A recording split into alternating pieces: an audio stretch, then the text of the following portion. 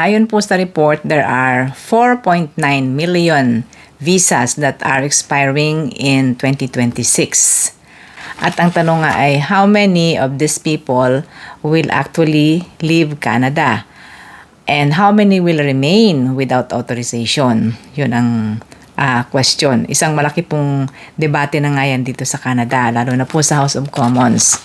Sa article na Canada braces for illegal migrant surge in 2026 as millions of permits expire, hindi po masagot doon ng IRCC kung ilan sa mga mag-expire ang mga permits sa Canada ang magsisialis or magiging illegal ang stay nila sa Canada. Wala raw po kasing comprehensive way of tracking kung nakaalis na or umalis na ang mga taong ito.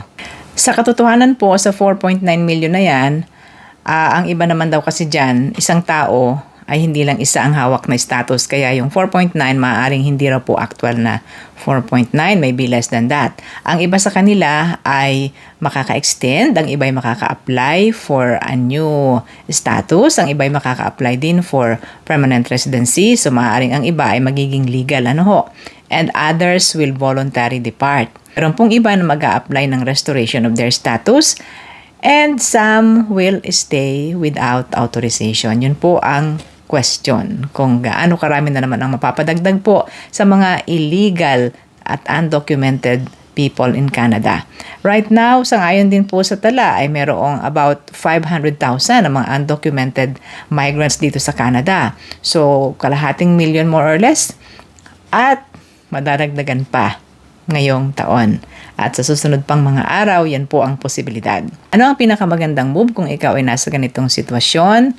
Well, the smartest move po, kung wala ka ng status sa Canada, ay syempre ay aalis ka voluntarily. Hindi mo na kailangan hintayin ang deportation order. Ito ay paraan para ikaw ay makapag-travel pa in the future. Alam naman natin guys na ang immigration record po ay sinishare ng iba't ibang mga bansa.